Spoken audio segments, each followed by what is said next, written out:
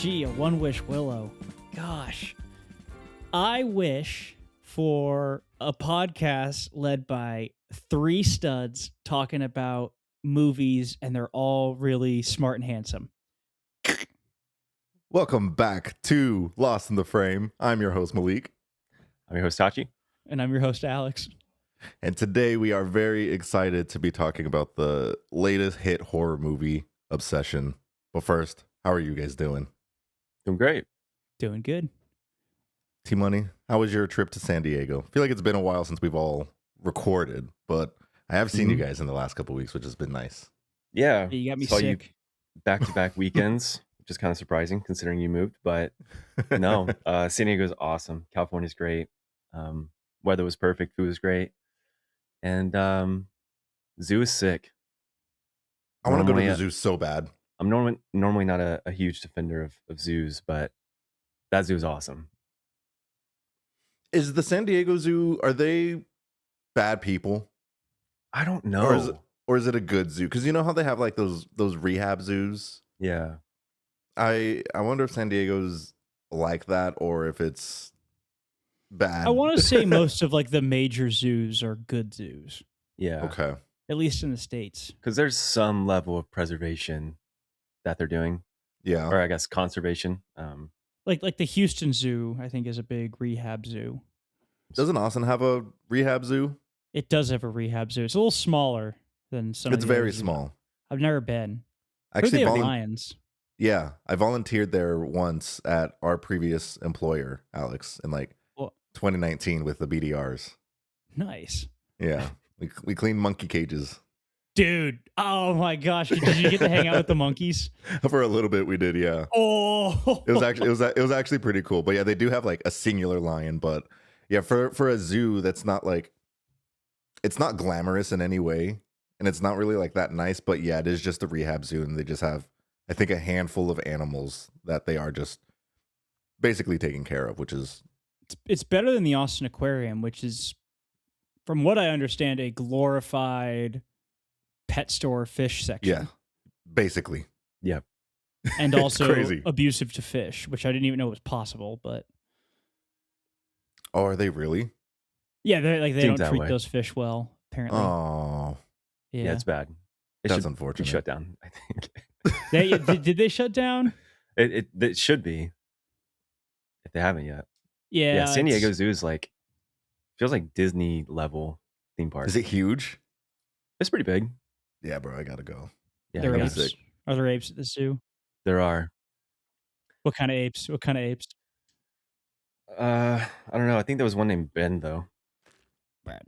Barn. Brian, how about you, Alex? How have you been? Oh, I got sick What you been watching? a lot.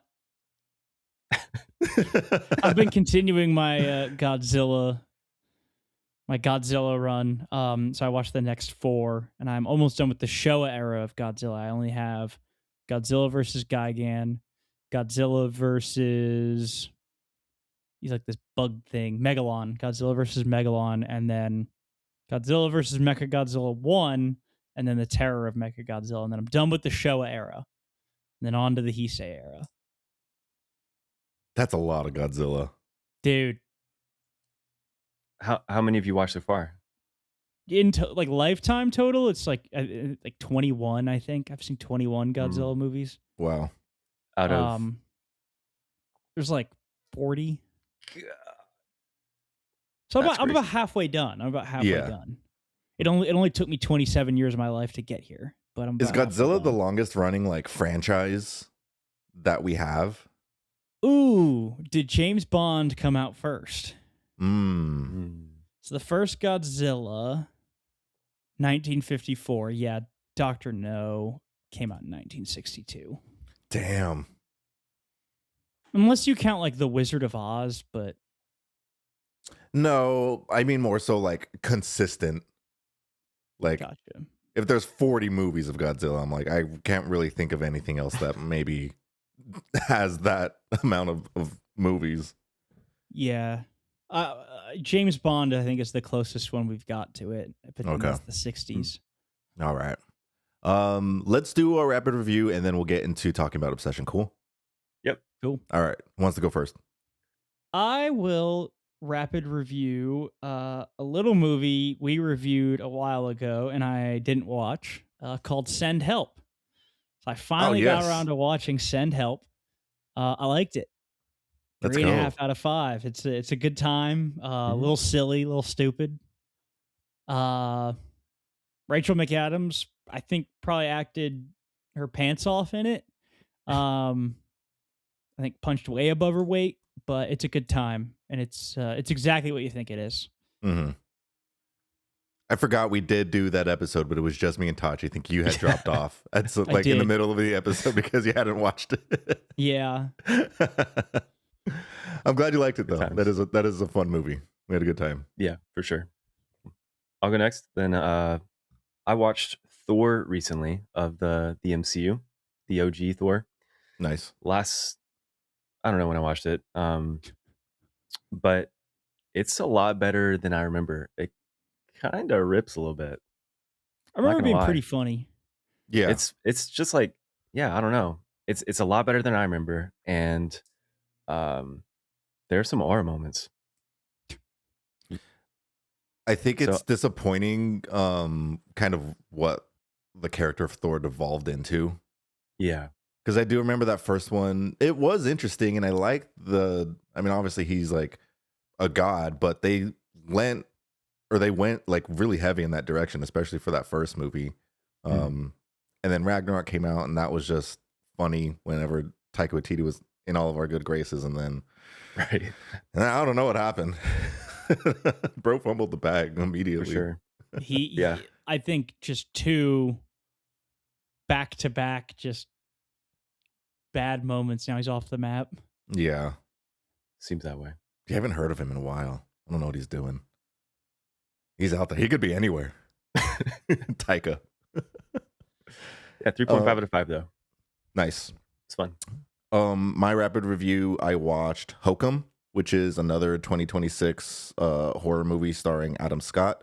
This was directed by Damien McCarthy. I believe this is his third feature film. His first two are Caveat, which I have not seen, and Oddity, which came out in 2025 or 2024, I believe. But it was one of my like top horror movies of that year. I really enjoyed it, so I was looking forward to Hokum.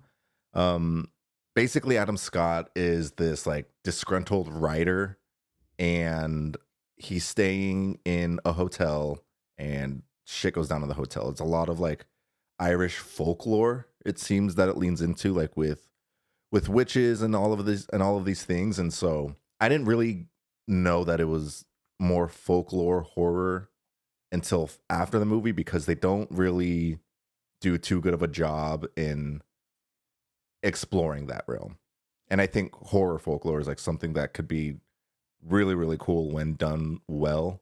But there were a few things that the movie did that were effective, but I'd recommend it. I think it could have done a lot more with its story, but Adam Scott gives a pretty good performance, and there's some good scares in it. So I gave it a 3 out of 5.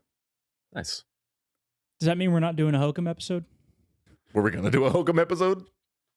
No. Not anymore. Now that I've spoiled it.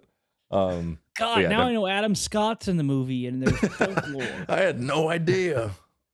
We have two things in movie news that are fairly relevant before we hop into the movie discussion. The first one is Backrooms. So we're recording this on Monday, so Memorial Day. Backrooms opens this week, and it's pointing to an opening of $40 to $50 million domestically. We'll talk about that a little later when we talk about Obsession's box office run. But yeah, what are your thoughts on that? Do we know what the budget for Backrooms is? That's a good question. I think either way, it's still pretty impressive. That is, yeah. So according to Comic Basics on May 6th, the Directors Guild of Canada listed the budget range somewhere between 9 and 15 million Canadian dollars, or roughly 6.6 to 11 million US dollars. Huh. So let's call it 10. They've done quite a bit of marketing as well. For sure. Um, yeah, I'm excited for this movie. I guess, yeah. I don't know. I don't know if excited is the right word, but I will I watch it. I am looking I'm forward to it to I'm, see. I'm definitely gonna go watch it. Mm. I worry it's gonna be like people are gonna think it's groundbreaking and it's gonna be House of Leaves. Like, Mm, you know. yeah. Yeah, I think this movie will definitely come up in our conversation with Obsession, so I kind of want to save a little bit of my thoughts there. Sure. What else? What is Anything But Ghosts? That is the new Curry Barker movie, the one with Aaron Paul. Oh, that's right. Bryce Dallas Howard, Aaron Paul. Yes, yeah. Mm. Okay, cool. What did So he? Go ahead. So for those who don't know, Curry Barker has already announced his next movie, and apparently it's done filming. Right, this one's done. I believe so. Yeah. So this is done. It's made. This is not the Texas Chainsaw Massacre remake, which he's attached to, but it's called Anything But Ghosts. Two con artists operating a fake paranormal investigation business are pulled into a terrifying nightmare after encountering a real dark entity. Starring Curry Barker, Cooper Tomlinson, Aaron Paul, Bryce Dallas Howard, and Violet McGraw. I'm in. That sounds You'll hear. awesome. Yeah, I'm in. I hear it's going to be a little more comedic, Yeah. which I was a little disappointed to hear, but we'll talk about Curry Barker's style a little later. So, Okay. All right. That actually sounds just like Ganjam Asylum, the Korean movie we watched. a But little funny. bit. Yeah, but funny. Yeah. And it sounds all what's the Grave Encounters is another movie, similar Yeah. premise, but it's not Mm. very funny. It's actually a little scary. All right, Not y'all very ready to good. get Not a into the good movie? No, it's a really good movie. It's just scary. Is it actually scary? Yes, so I've seen it like twice. And the first time I saw it, I fell asleep in like the first 30 minutes. And when I woke up is when like it really starts to get going. And so I woke up and was immediately like, "Ugh," and then so I was like, okay, all Where right. am I? What's happening? Wait, real quick. Maybe that was just like, waking up into the movie and you're a little confused. But I watched it again and was awake through the whole thing, and it was still pretty scary. How much you want to bet it's on my watch list? I bet it's on there. I'm All gonna right. look right now. Ready? Let's pull it up. The anyone want to set some odds before we do this? I'm gonna say plus 200. It's on Malik's watch list. That sounds good. Let's see. It's there. Let's go. Free That's money. hilarious. Not surprised. Wait, do I have to pay you guys? I don't know. We'll figure it out. We'll figure it out later. All right, let's get into Obsession. I'll read the synopsis. Obsession, directed by Curry Barker. After breaking the mysterious One Wish Willow to win his crush's heart, a hopeless romantic finds himself getting exactly what he asked for, but soon discovers that some desires come at a dark, sinister price. And this is starring Michael Johnston as Bear, Indy Navarrete as Nikki, Cooper Tomlinson as Ian, Megan Lawless as Sarah, with a fun little cameo by our favorite Dancing with the Stars guy, Andy Richter. Oh, Andy. What a jump scare. That was one of the top jump scares of the movie, was Andy Richter coming out. I wonder how that even happened. Like Like, why Maybe was it's he just there? Yeah, like, Yeah. why Andy? I don't know. I'm excited to talk about this movie. Let's do our Letterboxd Love Like Loathe, and then we'll get into our thoughts. Cool? Cool. All right. Alex has the 5, Tachi with the 3, and I have the 1 star. Today's 5-star comes from our friend Eompr, EOMPR. 5 stars and a heart. Amazing. Made me scared of my girlfriend for a while. Super scary, but most important, something different. If you watched this movie and got scared of your girlfriend, buddy, I got some advice for you. Leave. Or stay. Yeah, actually, you know, You know? who am I to judge? All right, I got today's 3-star. Comes in from Lauren. Sleeping so good tonight knowing there's a male loneliness epidemic. I got a couple half stars here. right. The first one comes from Pierre Grenier de Fer fan. Algorithm. This is a half star. Algorithm horror. Curry Barker named Hereditary as one of his primary influences, a film that has shaped modern horror into what it is now. Probably recommended to him by the very algorithm that will recommend this. Are we really trusting this guy with the Texas Chainsaw Massacre? I mean, in terms of algorithm horror, at least with long legs, you can tell Oz Perkins has at least seen a film pre-1990. This other half star comes from user SJDCG. Rewatched. So this person watched it twice. I'm just now noticing. Great cinematography and acting, but fucking scary scenes, hence the rating.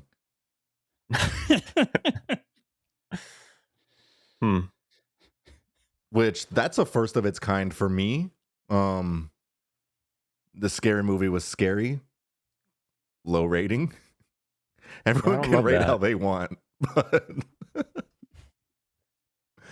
I thought that was insane. Maybe they take scary movies as a challenge, where it's like it's a bad movie if I can't like better it in combat.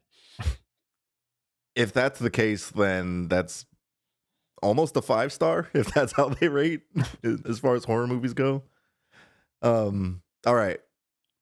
What was your guys' excitement level for this movie leading up to it? I feel like there's a lot of hype, right? Since it's release or since it's a festival release. But tell me, what were you guys thinking leading up to the movie? I was excited, a little nervous because I knew we were going to cover it, but still excited because I like a good movie, whether it's going to scare me or not. Unlike that one reviewer. I was cautiously optimistic, considering that I had gotten burned by the previous 2 movies that horror film Twitter told me were the scariest movies ever made. That being Lee Cronin's The Mummy and Undertone. Undertone was actually one of the worst movies I've seen in quite some time. And everyone seemed to love that movie. A lot of people that I know loved it. Which is crazy. Like, wow, that movie so sucks. Good. It was so, I thought it was so bad. And it probably, I could do my own episode on it, just ranting about it. But that would maybe require me rewatching it, and I don't want to do that. So I had seen all the hype about this, and I did not want to get bit again. You know, there's an old saying in Texas: "You fool me once, shame on you. You fool me twice, fool me, we can't get fooled again." Oh, George. But I didn't want to get fooled again. I didn't want to get W'd. Yeah, I think that's where I was at. It's for the last, like, I don't know, like 2 years, every horror movie that comes out is the greatest horror movie that's ever been. It's the scariest movie you've ever seen. And outside of like Lee Cronin's The Mummy and Undertone, I feel like there are many such cases that we've discussed on this pod where we leave feeling disappointed with. It doesn't even necessarily have to be like a horror movie, but it happened a few times last year. The movie's super hype. The levels are super hype. People are saying this is the greatest thing we've ever seen. And then I watch it and it's either just okay or under okay. And I was getting a lot of deja vu with Obsession. And this deja vu hits maybe every couple months when the next big horror movie comes out. And so while I was excited, I was trying to like manage expectations going into it, just because, like you said, we've been burned before. And it's always disappointing when that happens. So I think I just have to try to level set my expectations, go into it as neutral as possible, and just have a good time. I was aware of Curry Barker from TikTok. and I think that's probably how most people first discovered him. He and Cooper are part of a sketch comedy group, which I'm sure we'll talk about, like the comedy group to horror pipeline. But that was my first interaction with Curry. Were you guys familiar with any of his sketches previously? Not really. Yeah, there was one, and this guy with a Pringles can. He plays a prank on somebody. If you haven't seen it, go watch it. Touch, but you never saw any of their sketches on TikTok? They never came up? I think I had, but it didn't really stick in my brain. So this may as well be like the first time I'm seeing him. Yeah. I never went out of my way to watch them like on YouTube. Right. Like I don't think I ever typed in, like, I don't even know the name of their comedy group. I don't think I ever like went to YouTube to search them, but they would always pop up on my For You page, and I would watch it because he gives very much like Tim Robinson in his videos and some of like the characters he plays, and someone's always like commenting that. But like I thought it was funny.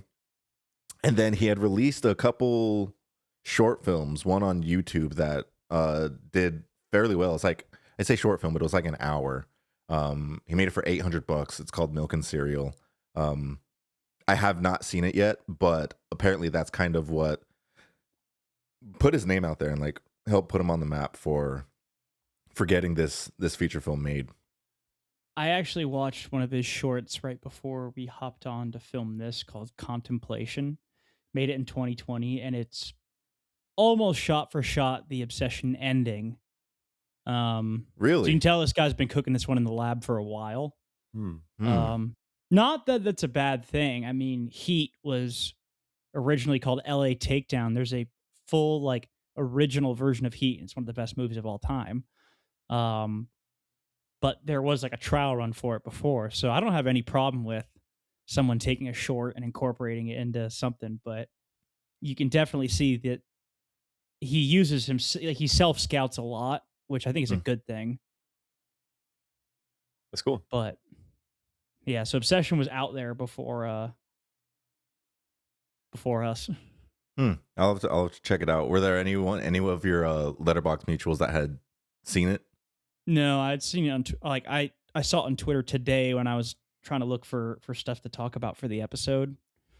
And so it was like 8 minutes long, and I watched it. It was pretty good. I mean, it was pretty good. It was the ending of Obsession.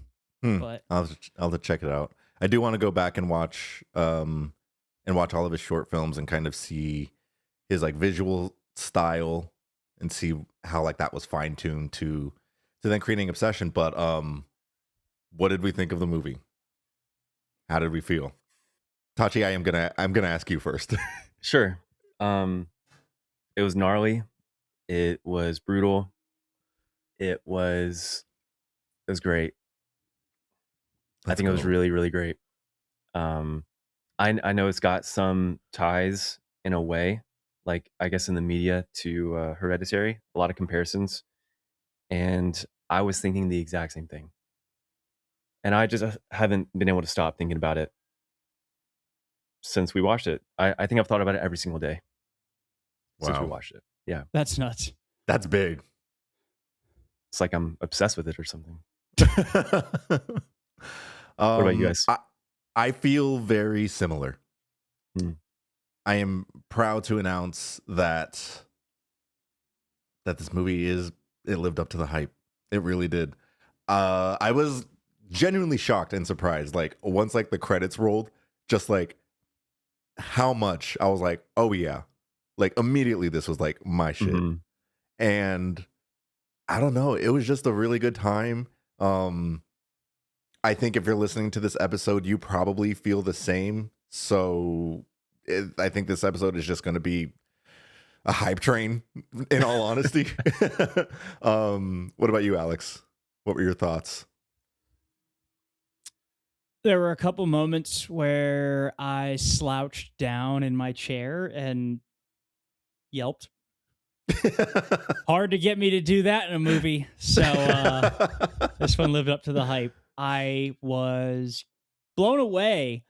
And it's one of those movies where I can't really explain like why I was blown so away by it. It gives me Snack Shack vibes in the sense that it didn't do anything like particularly new or unique, which I think some people will crucify me over. Um, but it did everything so well, and all of the pieces were so well put together that I was blown away by it.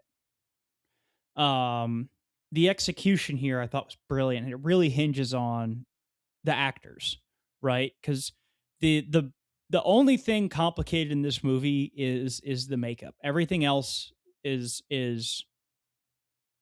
anyone could go and get like the set pieces for this movie made because it was just Yeah. like a house, rooms, a park, a car, inside a store. The makeup was very impressive, but we've seen countless horror movies have great gore and makeup, but the acting falls flat. And here it's the actors deliver on a script and really, really drive this movie home. I don't think anything can be said enough about the performances seen in this movie. Mm-hmm. And I mean all of them, not just everyone's talking about Indy Navarrete, and for great reason. We'll get into that a little bit more with more granularity, but I think everybody does a good job in this movie. Everybody. Yeah, Agreed. totally agree. Yeah, you bring up a really good point that like this movie doesn't really do anything new. Like we've seen a lot of the happenings of what goes on in this, but yeah, like you said, it's just such a tight script and so well executed. And learning that this movie was like made for under $1 million, which we'll get into talking about the insane box office this movie is having right now. It just shows that like it can be done. And like what can be done with a tight script, good actors, and just A clear vision. a good direction, visual and style. Yeah, clear vision, and then just execute on that, and you can end up with the next biggest hit. Let's go for the performances. Indy Navarrete is Nikki. It's Freaky Nikki. Sorry. Nikki and Freaky Nikki. Yeah. Right. Spoilers. Spoilers for knocked it out of Freaky the park. Nikki. Just terrifying in every way. She was awesome. She flipped the switch between Nikki and Freaky Nikki so well that kind of freaked out by her. Mm-hmm. No, I'm kidding. She was fantastic. She really plays two different characters in this movie. And according to the Oscars, that just gets you instant win. So it's free money that Indy Navarrete. I think Navarrete. Yeah, I think I heard her say it as Navarrete. Okay. Navarrete. She Italian? She one of us? She part of La I think Familia? she's Hispanic. I think. I don't know. For sure. Indy is she plays two characters phenomenally well, and her the voices she can do and like the way she can control her body. I Right. mean, The body control. she was freaky. Like she She could really do some was. freaky things. There were, And I'm not saying that as like an innuendo or a joke or anything. Like this girl, like there's some freaky stuff in this movie. yeah, I'm very excited to see whatever she does next. It's interesting watching interviews with her and her talking about like how much she actually steers away from horror. Because this is Yeah, she's done. yeah, this is gonna put her on the map. Like we will see her in another horror movie. So it's cool to just like hear her like talk about like even like watching the movie back and her being like scared, just like normally scared watching it. What if she is the final girl in Curry In Barker's Texas Texas Chainsaw? Chainsaw Massacre? I'm in. I want it. I think that would be awesome. Yeah, she's fantastic in this movie. Every performance in this movie is top tier, but her specifically, movie hinges on this big performance, and she does it like flawlessly. Nikki before the One Wish Willow is just this very sweet, kind, caring person, which just makes what ends up happening to her all the more heartbreaking. Um, but that initial scene when he breaks the One Wish Willow and she comes back, and just that conversation between the two, I'm like, this is so fucking good. Mm-hmm. I mean, it's like 10 or 15 minutes into the movie. It starts pretty quick. Yeah. I was And like, I was watching. I'm like, I hate this because it's like I want this. I want to go home so bad. Like, Yep. it's like nails on a chalkboard, and for no reason too. Yeah. Like she just makes like a seemingly like silly-ish strange interaction. Just so much dread fills you. And right before that, I mean, she's tugging on your heartstrings a little bit with, the movie sets itself up like a rom-com. And I hate to say it, I was getting really pulled into that. Yeah. She's like, Bear, like if you like me, now's the time to tell me.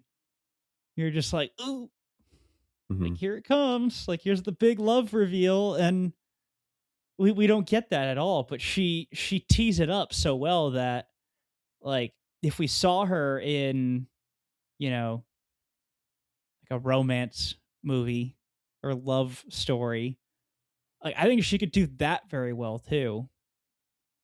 Because I was bought in. I don't know if you guys share the same, but I I just was had an bought into epiphany. that. What's your Now epiphany?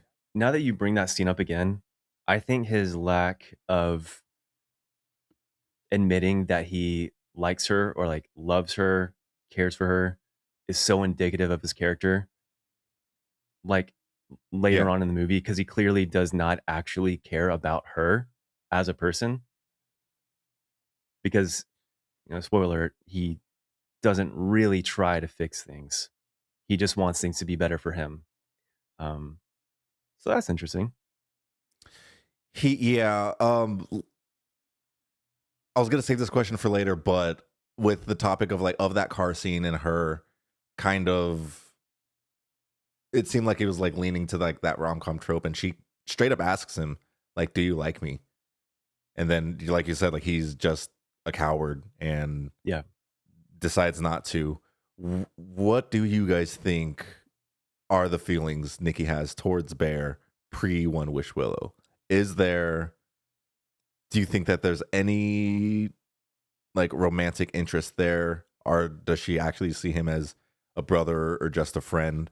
Because leading up to this, like I'm like, this is definitely just she sees him as like a just a friend thing, but she asked that question, and I can't really tell if that's her asking because she's thinking, please God, don't tell me that you do, or hey, I might like you back if you can just say something. But what do you guys think? I think he's certainly had a shot. I think if he plays his cards right, the relationship could have worked. I think there's something there. I think so too. One of the things that I see is like, oh, he didn't really know her or anything. But the beginning of the movie, it says he's known her since like middle school, like since they were very young. I believe she was like she was like the first person that was nice to him when he moved to a town, and it was implied it was a while ago. So I think that like he does know her pretty well, but obviously, has fallen in love with some sort of version of her that he's created. And I think that's, I don't think that means he's a bad person per se. I just think we all kind of do that when we fall for somebody. But I think there was something there because their relationship was clearly a little different than everyone else's.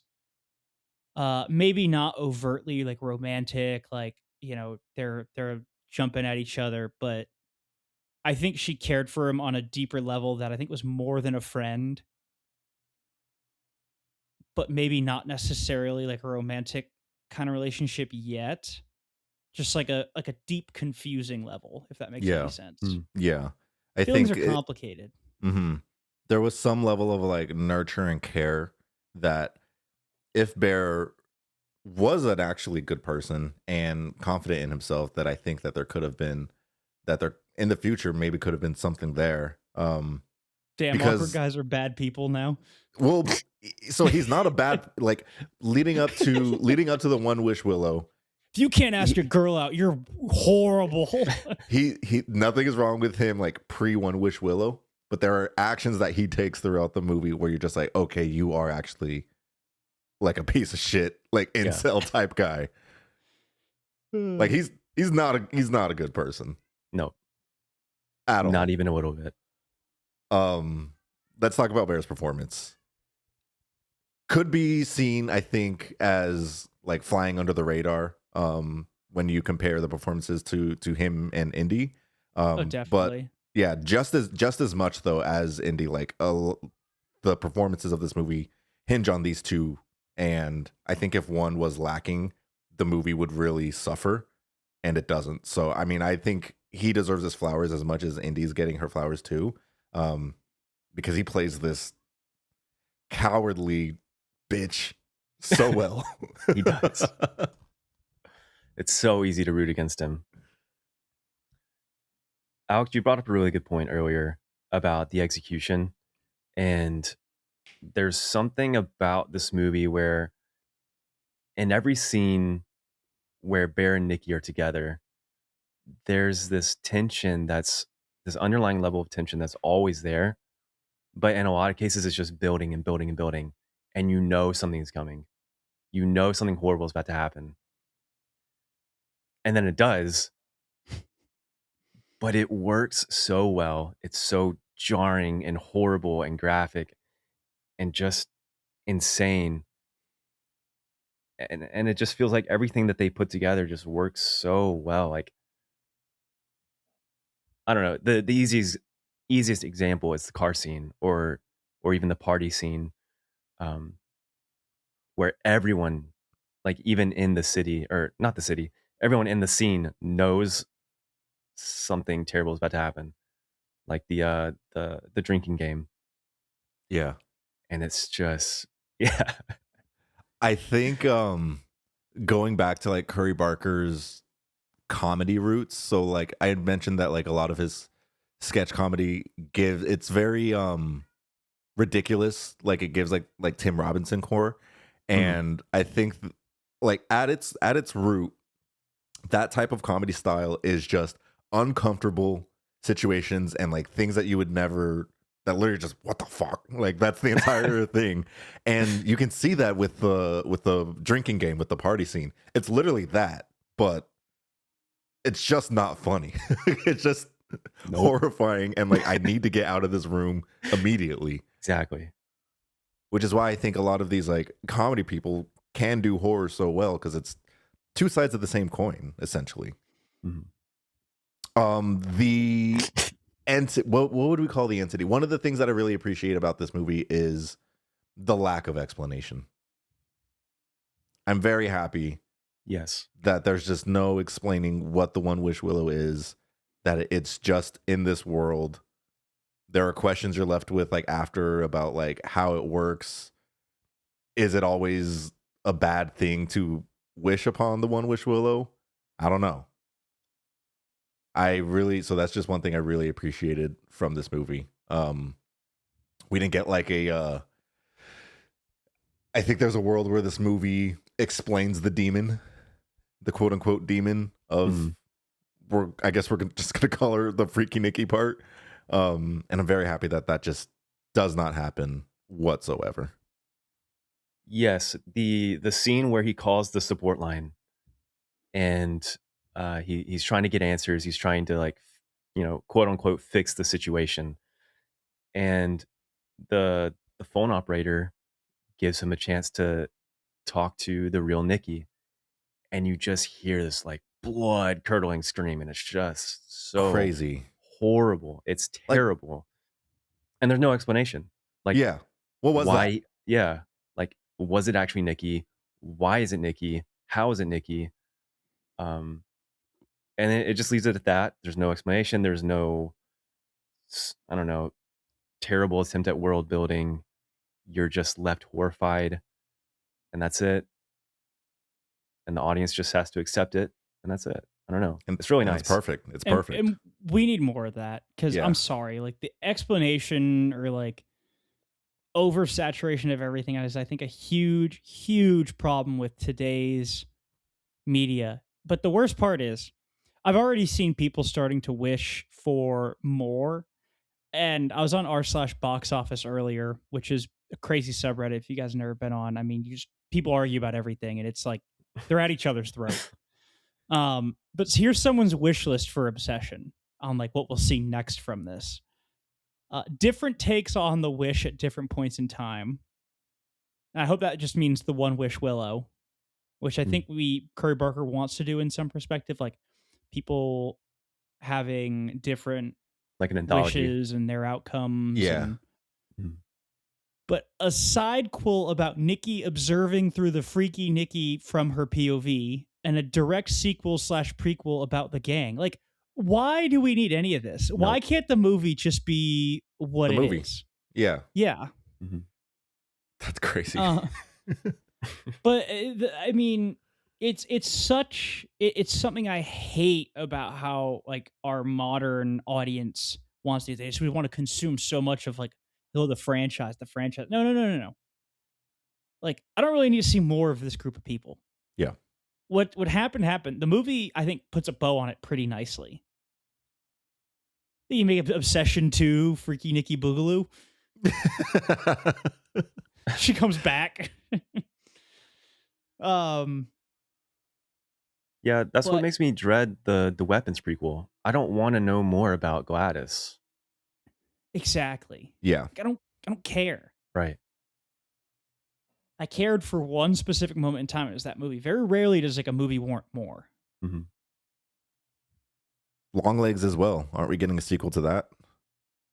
I thought it's a prequel.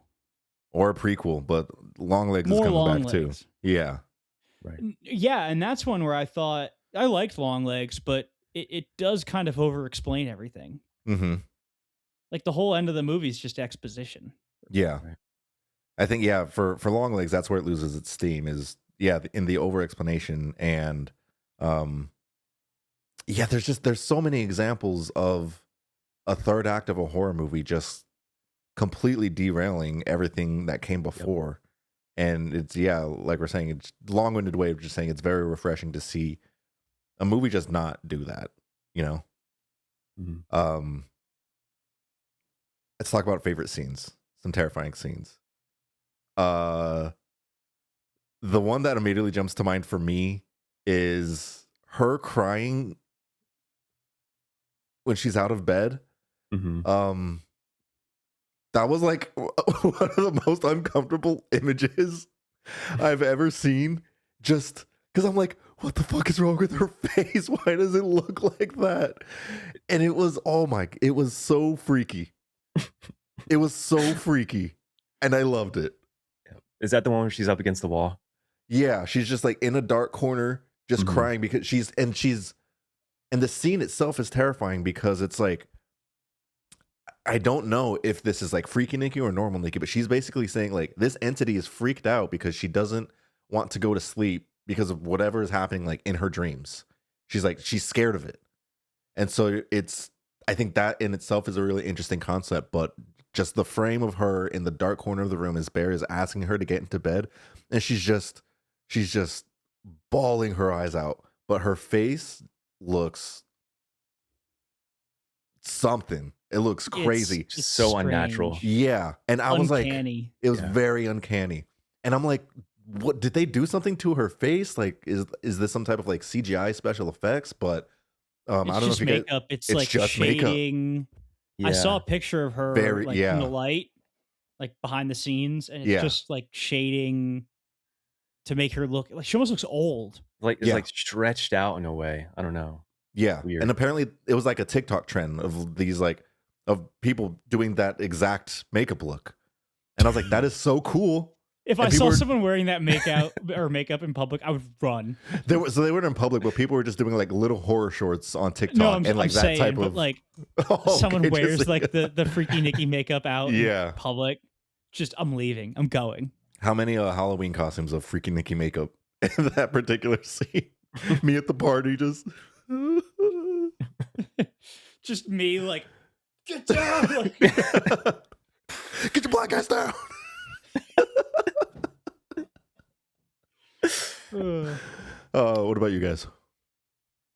I think for me, the scene that gave me the biggest heebie-jeebies was the lunch scene in the guitar store, Oh, yeah. the food critic scene with Yep.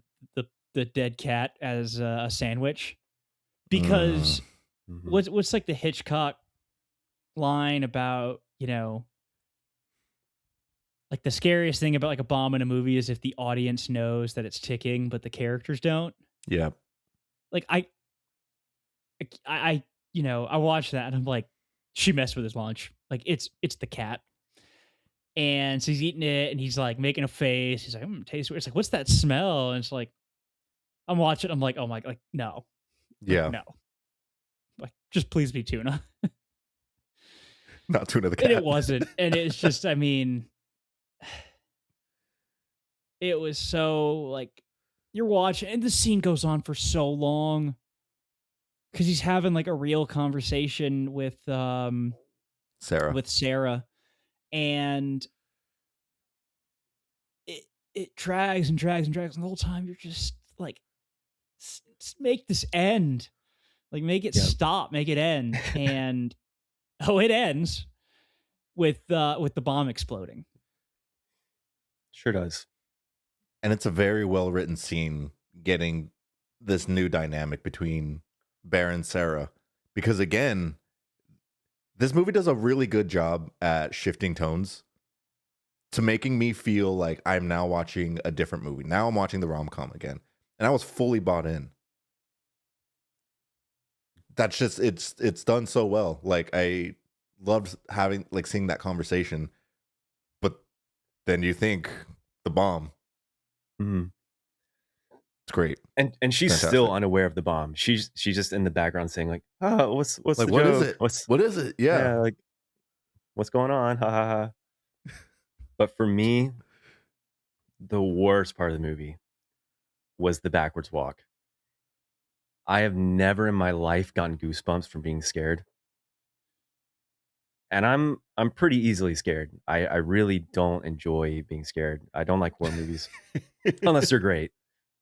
But oh my God, I like curled up in my seat. I had chicken skin all over me. It was horrible. Yeah. I don't know how they did that, but it was really insane. cool. Yeah. Really cool effect. The cinematography in this movie is like really, really good. Specifically, the way they shoot Nikki in a lot of these scenes, and then in particular that scene where she's walking backwards. Her silhouette. Yeah, her silhouette. Lots of shadows with Freaky Nikki.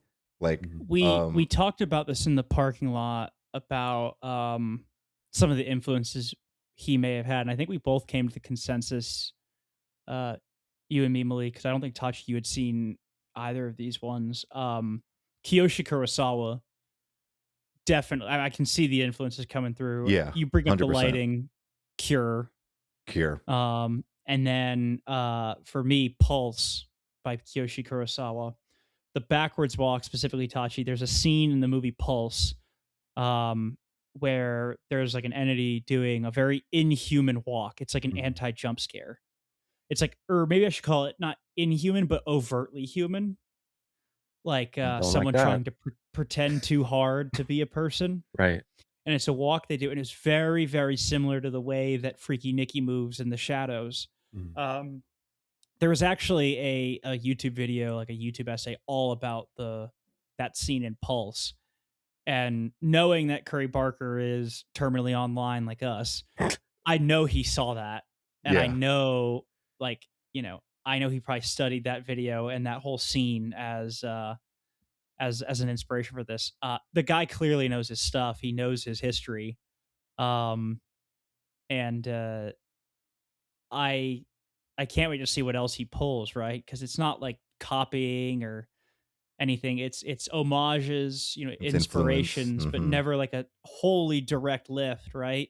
Yeah. So the more we get of this, like the more that I'm gonna watch anything this guy puts out.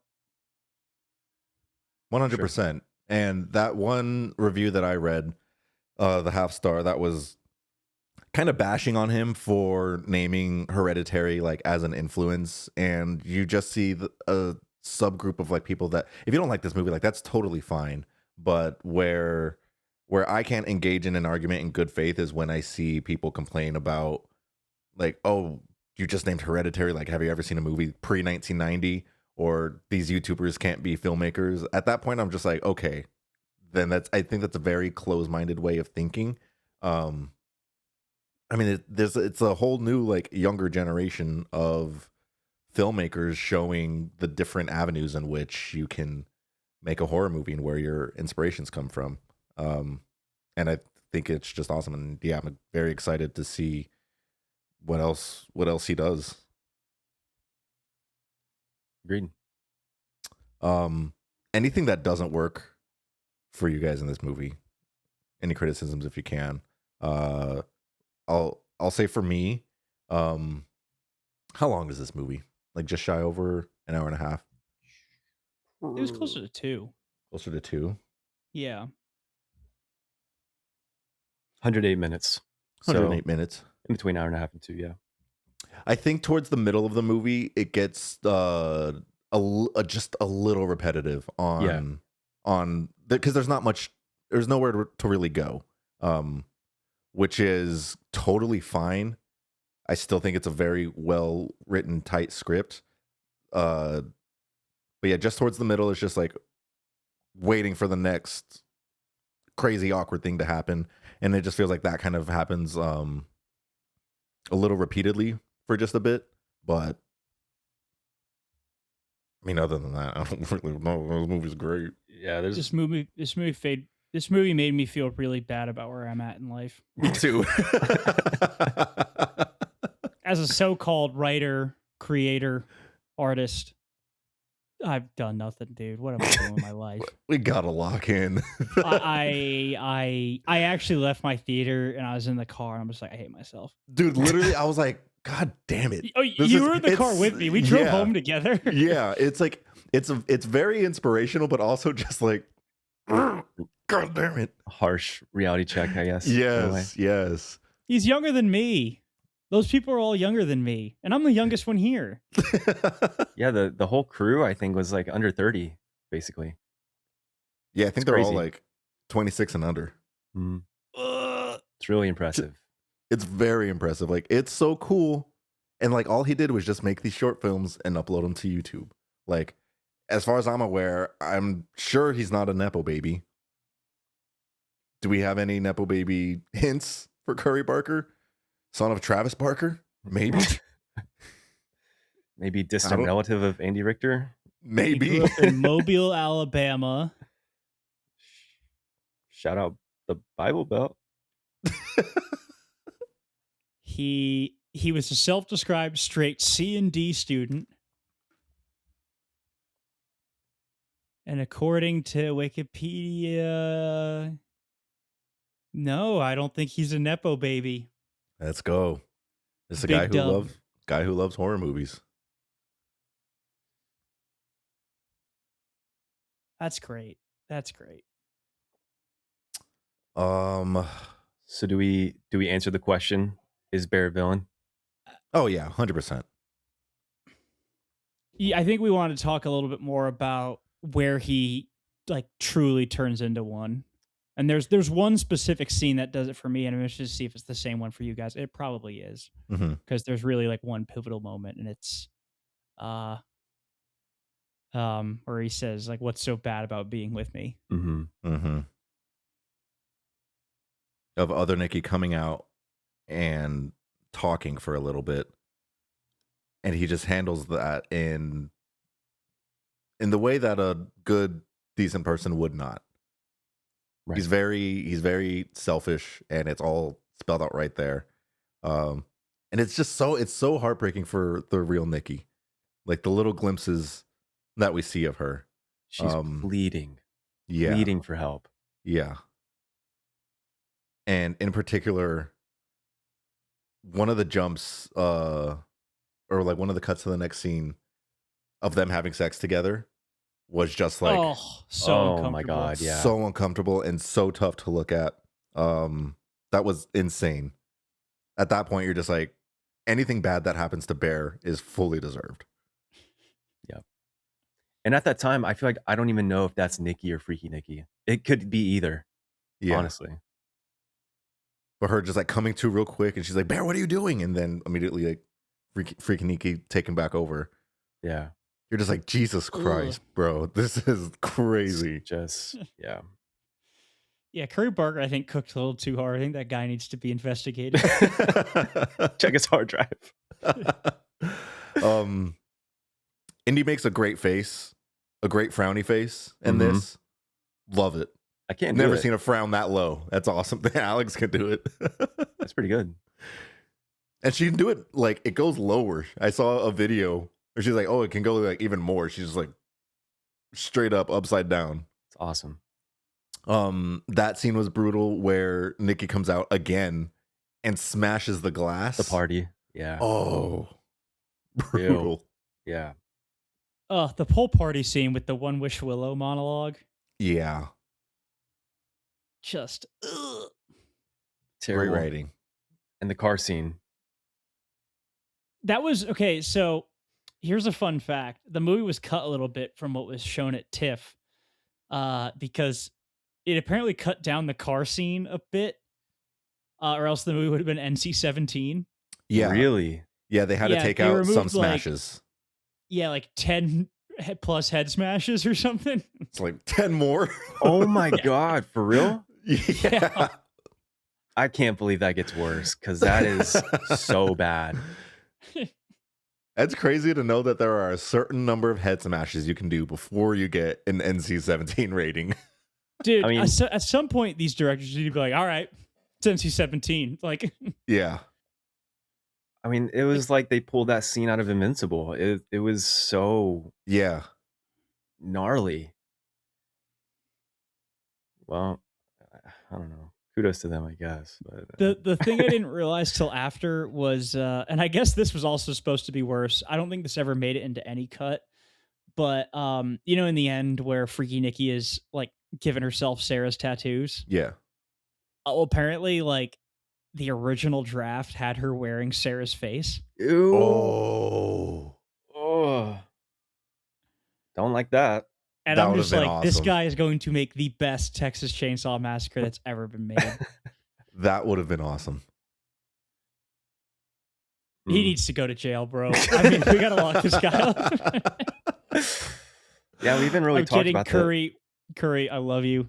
Very complimentary that we Yeah. want This you to is go a to jail. very complimentary Yeah. threat of arrest. That you should. We haven't really covered the finale much, but that scene with him and Cooper, I forget his character in the movie. Ian, I think. That guy sucks. Oh yeah, What a Yeah. horrible friend. for sure. Great performance, horrible friend. Yeah. Terrible. And I don't know. The movie does a great job of like kind of wanting you to sympathize with Bear a little bit, and just seeing the light leave his eyes when Ian makes that wish, and we're just like, I don't know, get fucked. Mhm. The scores in particular on that scene was giving me like Hereditary vibes Mhm. with whatever was going on with just like the like watching the money fall down. Yeah. So that I think that's where I saw the Hereditary influence for sure. But yeah, it's just that look on his face. He just couldn't believe it. Yeah. I mean, because how do you convince your friend that it's not bullshit? I mean, I feel like I'd have to believe somebody after seeing what their new girlfriend has been doing. Right. Like the party scene really- should have been a pretty yeah. good indicator. Yeah. Like that's not Nikki. Something did happen here. Someone's cooking, but I don't want to eat. And then the like immediate return, the cut to him in his apartment, and he's contemplating just, ending things in a certain way, Yeah. and still is a coward, still does not free these people of his villainy. Well, how is he supposed to? So, like, the operator literally was like, "Oh, just kill her, you kill yourself, like that's it." It's like, what I guess is the option just that? Like, That's what it sounds like. I Like, mean, and I'm not saying Bear's a good person. I'm not defending Bear before anyone gets up in arms. But like, he's made a bad choice and he continues to double down on it. I don't know what else he's supposed to do except lock Nikki up in an asylum without killing her or mhm, himself. mhm. But There's no winning. There's no winning in this situation. yeah, there's no winning. It's a very, like, it's complicated. We see actions of Bear that make him a bad person, but like if we reframe it and try to think, like, if he did try to do the right thing, what would that thing be? Because like you wouldn't, like, how was he supposed to know that this One Wish Willow worked? Like, I don't know. Yeah. Like what do you do? Like, We could have just read the packaging, bro. like, hey, this I- works. I want to say it's the like there he didn't like light it or something. So like I wonder if he had just followed the instructions if it would have gone well. I think it comes down to the phrasing from what Mhm. I've seen in interviews with the cast and crew. And I really like this about the One Wish Willow is that it's not inherently evil. It's not bad. Yeah. It's all in the phrasing. It's like a genie. Like genies aren't bad, but like just that's the saying. Be careful what you wish for. You gotta. It's all in the phrasing. Right. I wonder if he does move forward with the anthology series, if he's going to make an episode where it's kind of set up as a horror. The person makes the wish, and you're just waiting for something horrible to happen the entire episode, and then it doesn't because they phrase their wish really carefully, Yeah, and it's just So the good. beginning of Barbarian. basically. Yeah.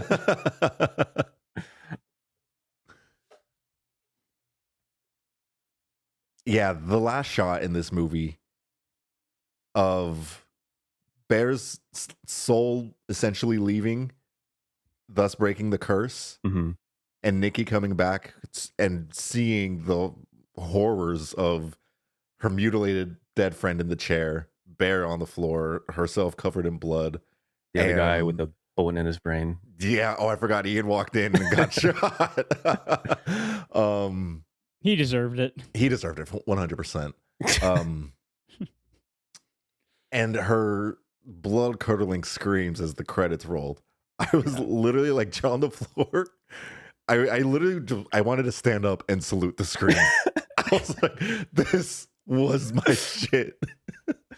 God, she cried for so long. I don't know how long the credits were, but she sobbed and Yeah, as we're screamed for walking so out of the long. theater, she's Yeah. still wailing. Crazy. Hmm. And that What- song playing, the Little Dipper's needle drop. Yeah. Hold me. Good needle Kiss drops me. in Yeah, this movie. Mm. very What- good. What was the other one? Kids in the Yeah, car Current with Joys. Sarah? Yeah. There were two Current Joys needle drops, I think. Kids, and I forget the other name. I forget the other It's one. earlier in the movie. Mm-hmm. I was like, Curry knows ball. One question: why did Ian go back to Bear's house saying that he has $1 billion when Bear was already there? When Bear saw that he got the $1 billion, like, why did Ian go back to the house? I don't know. Rub it in. I don't know. Yeah. I thought that part was a little funny because like he knocked on the door. He's like, "Dude, I just got $1 billion." I'm like, "Wait, he already knew that." I think he was just like, what do I do with it? Like, because I guess he realized that Bear wasn't lying about the wish. He's like, okay, like, what's next? What do we do? I have $1 billion I guess so. now. Yeah. And then, He opens the door and he gets his head blown smooth Smooth off. off. God, it was so quick. So many things just happened so quickly in this movie. It's just a descent into hell, Yeah. essentially.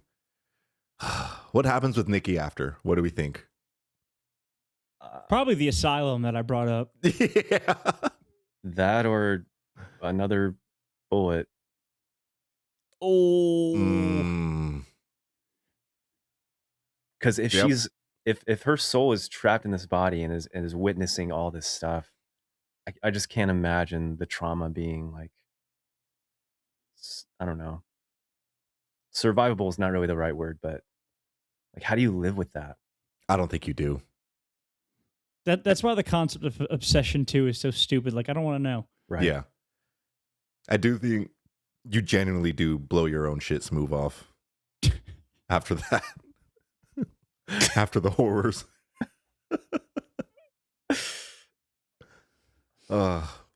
Anything else you guys want to shout out? And then we can have a little conversation on this YouTube to filmmaker and the few that we have. But I'm ready for a final rating if you guys are. Sure. All right. Oh, we should probably talk about the budget. For sure. Under $1 million, $750K to make this movie, and it is probably going to hit 100 million domestically. It probably is. It may have already hit 100 million domestically. No, I think it's at 75 as of today. That's nuts. As of May 25th, it's at 75 million. It's actually crazy. Its week 2 went up, which for those listening who have no idea about how box office stats work, usually they go down week 2. This went up 39%. It was the largest jump in a movie this century, this decade. Yeah. Yeah, this century for a wide release. That's awesome. 39% increase in the second weekend. Unheard of. Take note, studios. This is what the people want, and you can actually turn a profit. Yes. This type of movie is exactly what we need more of. We need fresh, new voices in filmmaking, smaller budgets, and less studio intervention. Yeah, less studio intervention, and word of mouth can take something to what we're seeing this. This movie is already 100 times its budget. It doesn't even need to be a micro budget. Godzilla -1, I think, was like 20 or 30 million budget. Yeah. And it blew out its number even just in the US because of word of mouth. Right. But it was still like lower budget. And yeah, I get, I play devil's advocate. In Japan, the animation studios and CGI is a little cheap and run not well. Right. But there's got to be a happy medium somewhere, right? There has to be. These ballooned budgets of 100 million, 150 million, 250 million, that's not viable. Like, that's an uphill battle that I feel you're going to lose most of the time. Right. I mean, I think that, like, you look at Doomsday, like, why the budget's probably gonna be like, what, like $500 million? Let's Half see. of it's just salary. Like, why? Doomsday budget. An estimated, this is just the AI overview, so I don't know if it's accurate, but this is saying 700 million. So let's even call it 500 million. $700 million That's what it says. budget? There's no Features way. an estimated total spend of 700 million. Okay, no, I guess when you 400 million marketing. Production, 300 million in marketing. So we'll just call it 400 million.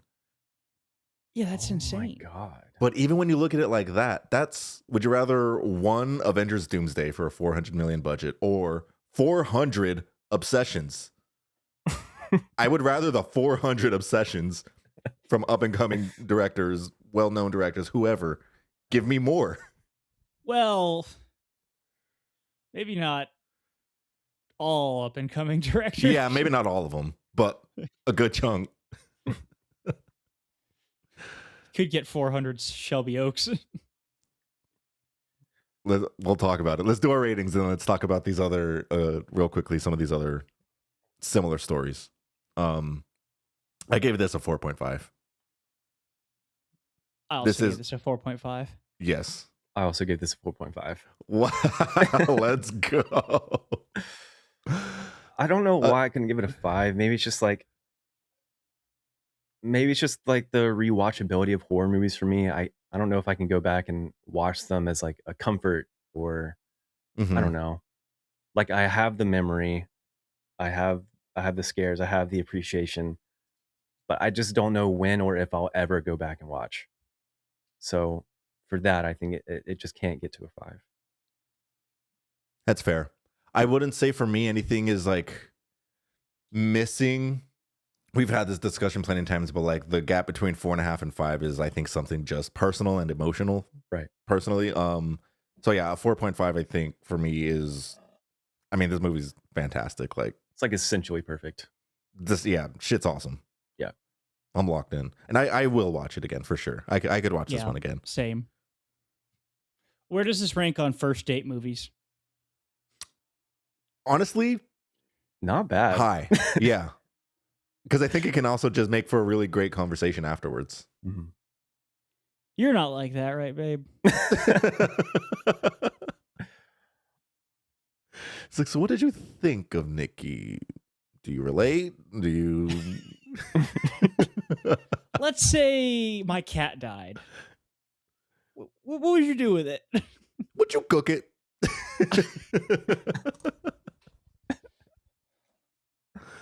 How many people out there do you think Freaky Nikki wouldn't be a deal breaker?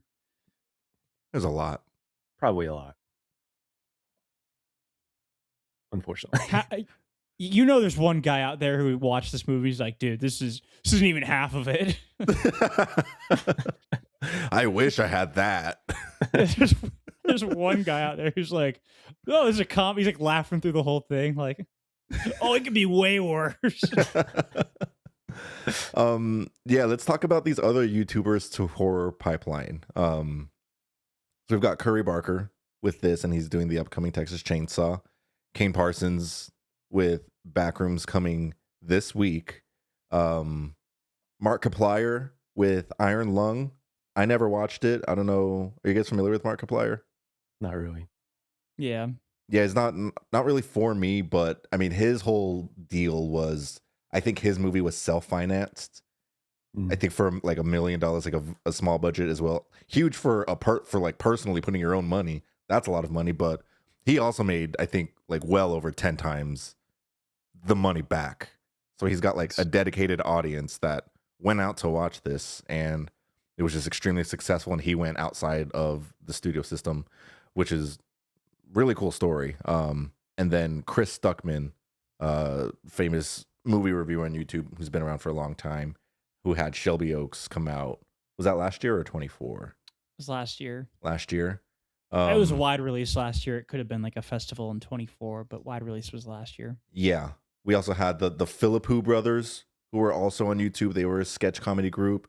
They directed Talk to Me and Bring Her Back. I wasn't a fan of Talk to Me. I wasn't that big of a fan of Talk to Me. Did we do an episode on that? No. I enjoyed Bring Her Back a lot more, I will say. I heard that one was a lot better. Yeah, but I've also seen a lot of people hate Bring Her Back. Which I'm not sure why. I saw people comparing the performance of the actress in Talk to Me to the indie in Obsession. I'm just like, what are we doing? Yeah, no. It was like great horror movie performances from the last 2 years. It's like, these don't even compare. Like, yeah. Not necessarily YouTube to horror, but obviously Jordan Peele, who had to start in sketch comedy. All of his movies, I think, have been fantastic. But I mean, there's a trend going on, and I think we'll probably see more of it, of those that grew up on the internet kind of just taking this quote unquote unconventional route.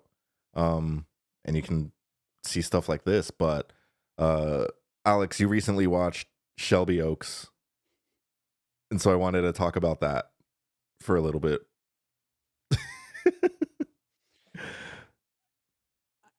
People are saying that, the YouTube to horror movie pipeline needs to be expanded upon, and we do need to give some of these smaller creators a chance, but you guys got to remember that not everyone's perfect. Just because you can film a skit doesn't mean you can write a movie, and I think Shelby Oaks is the best example of that, because that was a mess. It was a complete mess, and it opened so well. Yep. It not being a mockumentary was like, what are you doing? Like, immediate fumble. And the last 4 minutes is just so stupid. I laughed at the end, like out loud. God, it's just such a missed opportunity, and it made no sense. Like, that's the worst part. It's like, what was this? Yeah. It was very disappointing. That was a really big one that I was very excited for, because like I've watched Chris Stuckman on YouTube for a long time, and he was always very transparent about his like aspirations and dreams of becoming a filmmaker, and he had done his short film and then did like the Kickstarter for wanting to get this feature made. I think I donated like $20 at some point like to the Kickstarter myself. And so I was very excited you for helped him. produce I did. Shelby Oaks. I'm a producer on Shelby Oaks. And so I was very excited for him, and I'm like, this is sick, and it was getting great reception. And is that why the credits were like 11 minutes long? yeah, I think he put like everybody in it. Then they also released a poster that had like everyone who like donated. Like it was like an image, but you zoom in and it's just like made up of words and names, which is really cool. Get me off this, bro. I got a Sharpie and I like crossed out my name. But yeah, that one was just a huge disappointment. And I think it opens so strong. It did. It's tough. And I want to know where they filmed it, because where are that many abandoned buildings? Because it's certainly not Austin, Texas. No, I forget where he's from. Is it Dark County, Ohio? Because that is a real county. I had to look that up. I'm like, Dark County. Like, I couldn't think of a better name than that. And I looked it up. It was a real place. Why would you live there? That's scary. Yeah, I live in Dark County, bro. Yeah, I don't know what went wrong with that movie, but it was It's funny. the script. Poorly written, and so I think he has a good visual style. I think there's some promise there, but I also think he would benefit from maybe another writer, from a different writer, and have him just direct. That I would be excited to see. Like whatever he does next, I will watch, but I don't know. Yeah, I just think the writing was lacking for sure. Well, let's hope he takes that in stride. Learns a lot of lessons. I feel really bad because like he's been doing this for so long, and there's obviously a lot of work that goes into making like any movie. I wonder how he feels seeing this excessive obsession, because like it's not just us. Like I think it's a pretty popular opinion that Shelby Oaks is not good.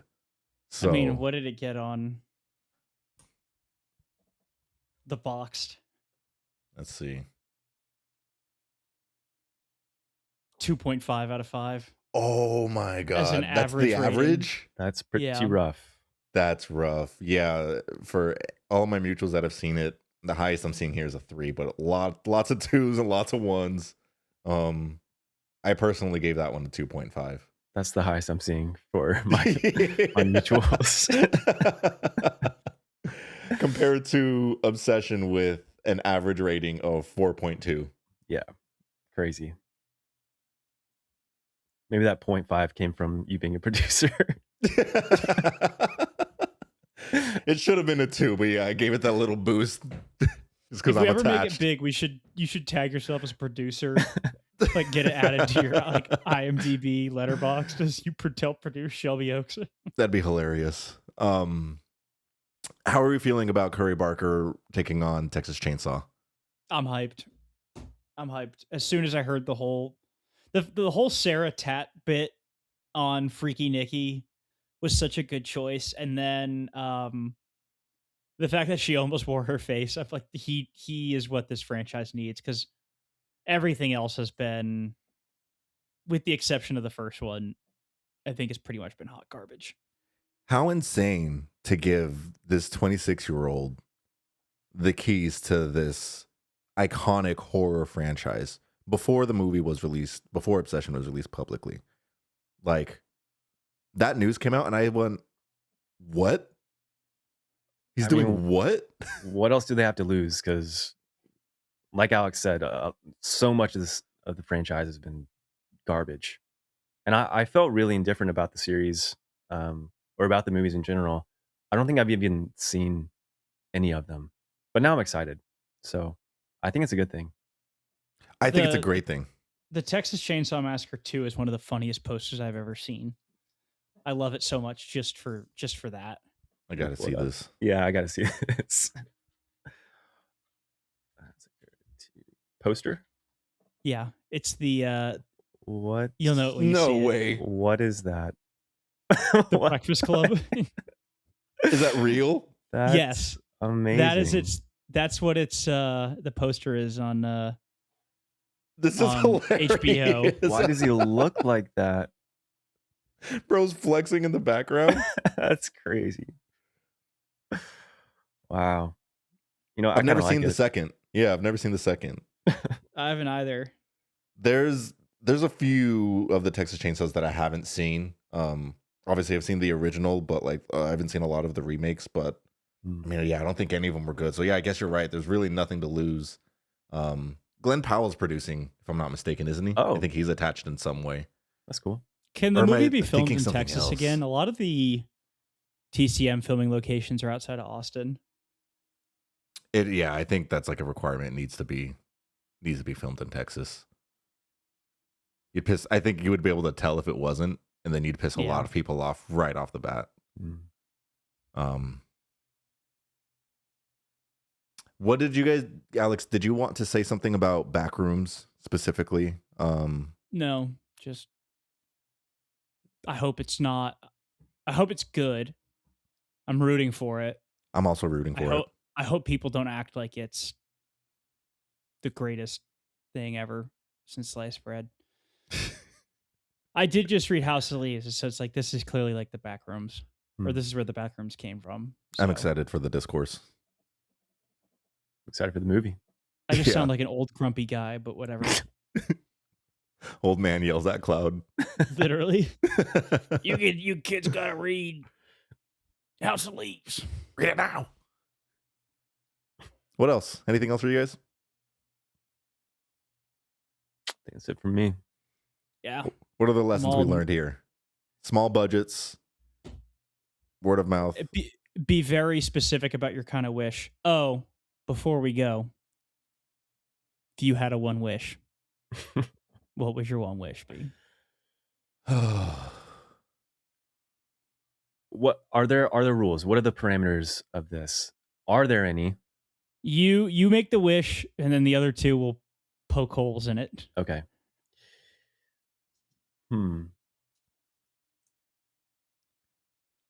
I've thought about this. And I'm having a really hard time not having a basic answer. And it's one that we see in the movie, and it's wishing for $1 billion. Because what are the repercussions of that? I'm taxes. You're going to get taxed. The SEC is going to probably seize the money. Like there's gonna be like a RICO investigation into you and how you got it. Like, okay, so I guess I would have to word it. I like just saying like I wish for $1 billion with no strings attached. How's that? Yeah, the federal government's still probably going to come after you. I feel like the Willow might do something weird with the strings part. I don't know. I don't know. Because that would solve a lot of things. Yeah. $1 billion. Sure would. I wonder if you could phrase it as like, I wish I could afford every purchase I want to make. But like, what are the repercussions to that? Like, where's the money coming from? How is the purchase actually going through? It's out of poor people's bank accounts. That would be fucked up. If I wish for $1 billion and you just pulled from the bottom, from thousands, of people. Yeah. Like I don't care if I'm taking money from Elon Musk. I'll take all of it. Then you should ask for like I would say you would ask for $1 billion if Elon Musk's money, or a gift of $1 billion from Elon Musk with no strings attached. Oh, the gift is good. Yeah, the gift is good. But it's from him. I think I'll ask for like 100 billion. The consequences now you have to be Elon Musk's friend. Oh, I feel like the consequences you have to be a bag holder in like Tesla stock, and you're completely beholden to it.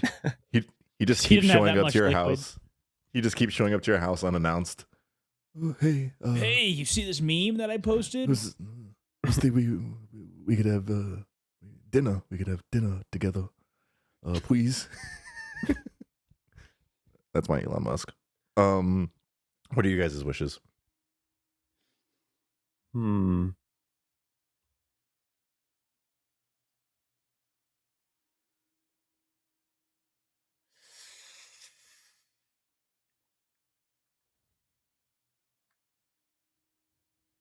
I don't know if it's not money related.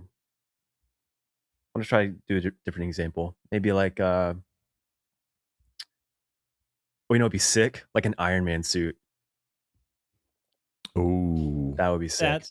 That's where mine would be. Mine would be all the superhuman abilities of a Viltrumite from Invincible.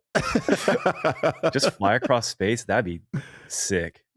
Space, super strength, super speed, Yeah. invincibility, basically. Like, I don't even care what the downside would be. Poke a hole in it, I dare you. If we follow the Marvel logic based on what Vision said, that strength invites conflict, then you're going to bring a lot of scary aliens to Earth. That would And be the I'll consequence. Until there's one stronger. Yeah, I'll be the scary alien coming to Earth. Bro turns evil. That's a good one. I like that. Yeah, if I didn't do money, I don't know. I would spend a lot of time making sure I was phrasing it properly. An ironclad, like, yeah, no holes. I'd run it through a lawyer. I'd be like, hey, just pretend with me for a second. Let's say you're getting paid for this. Don't worry. You will be paid handsomely if we can figure this out. All right. Well, thank you so much for listening. Go watch Obsession if you haven't seen it. Go watch Obsession again if you have seen it, because that's probably what I'm gonna do. Won't be me. Next, Nah, bro, you got homework to do for our next episode. True. We're gonna record Friday. Next episode will be The Mandalorian and Grogu. Yay! And I'm very excited for it. But thank you so much for listening, and we will see you guys in the next one. Bye. Bye.